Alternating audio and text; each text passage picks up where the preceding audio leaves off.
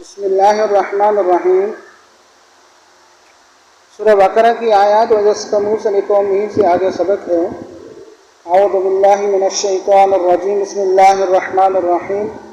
وَإِذِ اسْتَسْقَىٰ مُوسَىٰ لِقَوْمِهِ فَقُلْنَا اضْرِب بِّعَصَاكَ الْحَجَرَ، اور جب پانی مانگا موسیٰ نے اپنی قوم کے واسطے، فَقُلْنَا ہم نے کہا اضْرِب بِّعَصَاكَ الْحَجَرَ، ہم نے کہا مار اپنے عصا کو پتھر پر، فَانْفَجَرَتْ مِنْهُ اثْنَتَا عَشَرَةَ عَيْنًا، سو بے نکلے سے 12 چشمے۔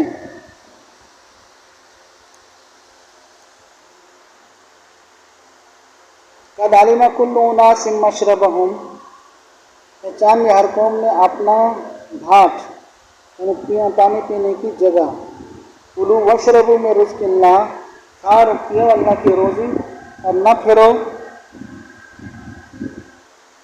اللہ کی روزی سے، وَلَا تَعْثَوْا فِي الْأَرْضِ مُفْسِدِينَ، اور نہ پھرو ملک میں فساد مچاتے ہوئے۔ ان آیات کا خلاصہ تفسیر یہ ہے، اور وہ زمانہ یاد کرو جب موسیٰ علیہ السلام نے پانی کی دعا مانگی اپنے قوم کے واسطے۔ اس پر ہم نے موسیٰ علیہ السلام کو حکم دیا کہ اپنے عصا کو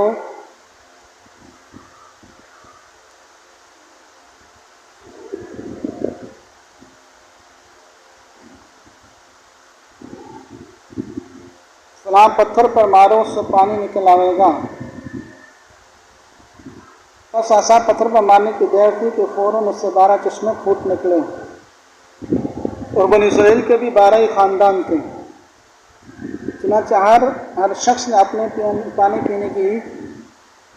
پینے کا موقع معلوم کر لیا، جگہ معلوم کر لی، اور ہم نے یہ نصیحت کی کھانے کو کہ کھاؤ اور پینے کو پیو اللہ تعالیٰ کا رزق سے، اور حد اعتدال سے مت نکلو، فساد اور فتنہ کرتے ہوئے سرزمین میں۔ یہ قصہ بھی وعدے تین ہی ہوا، وہاں پیاس لگی تو پانی مانگا، موسیٰ علیہ السلام نے دعا کی تو خاص پتھر کو صرف عصا مارنے سے قدرت خداوندی سے 12 چشمے نکل پڑے۔ ان کے 12 خاندان اس طرح تھے کہ حضرت یعقوب علیہ السلام کے 12 فرزند صاحبزادے بیٹے تھے، ہر ایک کی اولاد کا ایک ایک خاندان تھا۔ ان کو انتظامی معاملات میں الگ الگ ہی رکھا جاتا تھا، سب کے ذمہ دار افسر بھی جدا جدا تھے، اس لیے چشمے بھی 12 ہی نکلے۔ کھانے سے مراد من و سلوہ، اور پینے سے مراد یہی پانی تھا، اور نافرمانی اور ترک احکام کو فتنہ و فساد سے تعبیر فرمایا۔ قاضی بیضاوی رحمۃ اللہ علیہ فرماتے ہیں کہ ایسے خوارق اور مذاق کا انکار بہت بڑی غلطی ہے۔ کہ بعض پتھروں میں اللہ تعالیٰ نے بے دستاس اور خلاف عقل یہ تاثیر رکھی ہے کہ لوگوں کو جذب کرتا ہے، کچھ پتھر میں تاثیر پیدا کر دی، اور جائے زمین سے پانی کو جذب کر لے اور اس سے پانی نکلنے لگے تو کیا محال ہے۔ ہمارے زمانے کو قرآن اس بیان سے سبق حاصل کرنا اور فائدہ اٹھانا چاہیے، اور پھر یہ نظیر بھی میں سچی نظر والوں کے لیے ہے، ورنہ خود اگر اس پتھر کے ظاہر میں پانی پیدا ہوا تو بھی کون سا محال لازم آتا ہے۔ جو حضرات اس سے امور کو محال کہتے ہیں تو واللہ وہ اب تک محال کی حقیقت کو سمجھتے ہی نہیں۔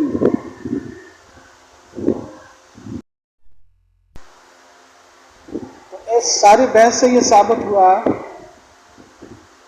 کہ پانی مانگنے کا اصل جو سبب ہے وہ دعا ہے۔ کہ دعا مانگ کر موسیٰ علیہ السلام نے دعا ہی مانگی، اللہ نے پانی دے دیا۔ ایسی جہاں کہیں بھی پانی کا مسئلہ ہو اور مشکلات ہوں تو اس کے لیے حضور صلی اللہ علیہ وسلم نے نماز استسقاء کا طریقہ بتایا ہے۔ کھلے میدان میں چلے جائیں، وہاں جو ہے نماز، خطبہ اور دعا اور عاجزی کے ساتھ کی جائے۔ تو بعض اوقات آپ صلی اللہ علیہ وسلم نے نماز استسقاء ادا فرمائی اور بعض اوقات دعا فرما دی صرف، اس لیے دونوں کام ہو سکتے ہیں۔ استسقاء کی نماز بھی پڑھی جا سکتی ہے اور دعا بھی مانگی جا سکتی ہے، لیکن دعا آدمی عاجزی کے ساتھ، تضرع کے ساتھ اور اپنے گناہوں کی معافی کے ساتھ مانگے تو تب قبولیت کے زیادہ قریب ہے۔ تو یہ بارشوں کا نہ ہونا، پانی کی قلت کا ہو جانا، اس کے خاتمے کا ایک ہی ذریعہ بتایا ہے کہ وہ صلاۃ استسقاء ہے یا دعا ہے، اللہ کے سامنے عاجزی کرنا۔ وَإِذْ قُلْتُمْ يَا مُوسَىٰ لَن نَّصْبِرَ عَلَىٰ طَعَامٍ وَاحِدٍ، اور جب کہا تم نے اے موسیٰ ہم ہرگز صبر نہ کریں گے ایک ہی طرح کے کھانے پر، فادع لنا ربك يخرج لنا مما تنبت الأرض من بقلها وقثائها وفومها وعدسها وبصلها. سو دعا مانگ ہمارے واسطے، یخرج لنا، اپنے پروردگار سے کہ نکال دے ہمارے لیے جوگتا زمین میں سے، من بقلها ترکاری، وقثائها ککڑی خربوزہ کہتے ہیں، وفومها اور گیہوں، وعدسها اور مسور کی دال، وبصلها اور پیاز. قال اتستبدلون الذي هو ادنى بالذي هو خير. قال موسیٰ علیہ السلام نے فرمایا کیا لینا چاہتے ہیں وہ چیز جو ادنا ہے، الذي هو ادنا بالذي هو خیر، اس کے بدلے میں جو بہتر ہے. اہبطوا مصرا، اترو کسی شہر میں، ان لکم ما سألتم، تم کو ملے گا جو تم نے مانگا ہے. وضربت علیہم الذلۃ والمسکنۃ، ڈال دی گئی ان پر ذلت اور محتاجی. وباءوا بغضب من اللہ، اور واپس بھی اللہ کا غصہ لے کر. ذلک بأنہم کانوا یکفرون بآیات اللہ، یہ اس لیے ہوا کہ وہ نہیں مانتے تھے احکام خداوندی کو. وَيَقْتُلُونَ النَّبِيِّينَ بِغَيْرِ الْحَقِّ، اور خون کرتے تھے پیغمبروں کا ناحق. ذَلِكَ بِمَا عَصَوْا وَكَانُوا يَعْتَدُونَ، اس لیے کہ نافرمان تھے اور حد پر نہ رہتے تھے. خلاصہ تفسیر ان آیات کا یہ ہے، اور وہ زمانہ یاد کرو جب تم لوگوں نے یوں کہا کہ موسیٰ روز کے روز ہم ایک ہی قسم کے کھانے کا پر کبھی نہیں رہیں گے، یعنی من و سلوہ پر. آپ ہمارے واسطہ اپنے پروردگار سے دعا کریں کہ وہ ہماری لیے ایسی چیزیں پیدا کریں جو زمین میں اگا کرتی ہیں، ساگ ہو، ککڑی ہو، گندم ہو، مسور، پیاز. آپ نے منع کیا تم عوض میں لینا چاہتے ہو ادنا درجے کی چیزوں کو، ایسی چیز کے مقام جو اعلیٰ درجے کی. اچھا اگر نہیں مانتے تو کسی شہر میں جا کر رہو، اترو وہاں، البتہ تم کو وہ چیزیں ملیں گی جن کی تم درخواست کرتے ہو. اور ایسی گستاخیوں سے ایک زمانے میں جا کر نقش کی طرح جم گئی ان پر ذلت کہ دوسروں کے نگاہ میں قدر نہ رہی، اور پستی کے خود ان کی تباہی میں اول العظمی نہ رہی، اور مستحقوں کے غضب الہی کے. اور یہ ذلت و غضب اس وجہ سے ہوا کہ وہ منکر ہو جاتے تھے احکام الہیہ کی، اور قتل کر دیا کرتے تھے پیغمبروں کو. قتل خود ان کے نزدیک میں ناحق ہوتا تھا. امید یہ ذلت و غضب اس وجہ سے ہوا کہ ان لوگوں نے اطاعت نہ کی اور دائرہ اطاعت سے نکل جاتے تھے. یہ قصہ بھی واضح ٹھیک ہے. من و سلوہ سے اکتا کر ان ترکاریوں اور غلوں کی درخواست کی. اس میدان کے داخل حدود میں کوئی شہر آباد تھا، وہاں جا کر رہنے کو حکم ہوا کہ بہو، ہل چلاؤ اور کھاؤ کماؤ. اور من اللہ ذلت و مسکنت کے یہ بھی ہے کہ یہودیوں سے سلطنت پر قیامت تک کے لیے چھین لی گئی. یہ بنی اسرائیل اصل میں یہ یہود کی قیامت تک جو ان کو بھی سلطنت حکومت نہیں ملے گی. البتہ ان قیامت کے قریب میں لیٹروں کا حصہ بے ضابطہ تھوڑا زور و شور دجال یہودی کا کل 40 دن کے لیے ہو جائے گا.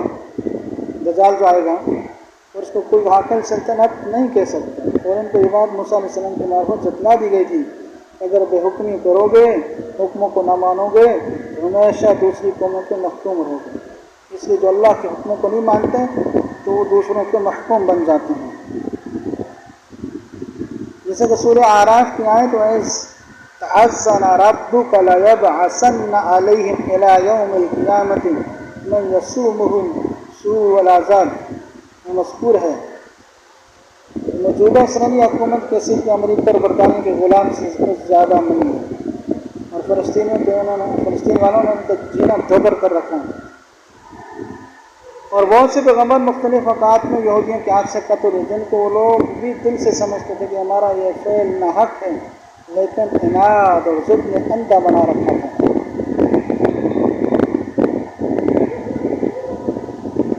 یہودیوں پر اپنی ذلت کا مطلب اور حسین کی موجودہ حکومت سے شبہ اور استحجاب. آیات مذکورہ میں یہود کے سزا دنیا میں دائمی ذلت اور مسکنت اور دنیا آخرت میں غضب الہی کو بیان کیا گیا ہے۔ ان کی دائمی ذلت مسکنت کا مفہوم جامع تفسیر صحابہ تعلیم سے منقول ہے۔ اس کے خلاصہ ابن کثیر رحمۃ اللہ علیہ کے الفاظ میں یہ ہے کہ لا یزالون مستذلین من وجدهم استذلهم وضرب عليهم الصغار، یعنی کتنے مالدار بھی ہو جائیں ہمیشہ تمام مقام ذلیل لعین سمجھائیں گے، جس کے ہاتھ لگے ان کو ذلیل کرے گا اور ان پر غلامی کی علامتیں لگا دے گا۔ امام تفسیر ضحاک ابن مزاحم نے تبصرہ نماز سے ان کی ذل مسکنت کا یہ مفہوم نقل کیا ہے۔ ہم اہل القبالات یعنی جزیت، مطلب وہ یہودی ہمیشہ دوسروں کی غلامی رہیں، ان کو ٹیکس وغیرہ ادا کرتے رہیں گے تو ان کو کوئی قوت اقتدار حاصل نہ ہوگا۔ اسی مضمون کی ایک سورہ آل عمران میں اس طرح آئی ہے ضربت علیہم الذلۃ اینما ثقفوا الا بحبل من اللہ وحبل من الناس، جما دی گئی ان پر بے قدری ذلت جہاں کہیں جائیں گے مگر ہاں ایک ایسا ذریعہ ہے جو اللہ کی طرف سے ہو اور ایک ایسے ذریعے سے جو آدمی کی طرف سے ہو۔ اللہ تعالیٰ کے ذریعے کا مطلب تو یہ ہوگا کہ جن لوگوں کو اللہ تعالیٰ ہی نے اپنے قانون میں امن دے دیا ہو، جیسے نابالغ بچے عورتیں ایسے عبادت گزار جو مسلمان سے لڑتے پھرتے نہیں، وہ محفوظ و مامون رہیں گے۔ آدمی کے ذریعے مراد معاہدہ صلح، جس کی صورت یہ ہے کہ مسلمانوں سے معاہدہ صلح کریں، یہ جزیہ دے کر ان کے ملک میں ٹیکس دے کر ان کا ہو جائے، مگر الفاظ قرآن من الناس سے فرما من المسلمین نہیں، اس لیے یہ صورت میں محتمل ہے کہ دوسرے غیر مسلموں سے معاہدہ صلح کر کے ان کی کچھ تو پناہی میں آ جائیں اور محفوظ رہ سکتے ہیں۔ پھر اس طرح حبل من اللہ و حبل من الناس کا اگر بطور کا شاخ اس طرح مستقل قرار دیا تو یہ مانے ہوں گے کہ یہود ہمیشہ ہر جگہ ذلیل و خوار رہیں گے وجود ان دو صورتوں کے، یا تو اللہ کے عہد کے ذریعے ان کے بچے عورتیں وغیرہ سے ذلت و خواری سے نکل جائیں، یا معاہدہ صلح کے ذریعے اپنے آپ کو ذلت و خواری سے بچا لیں۔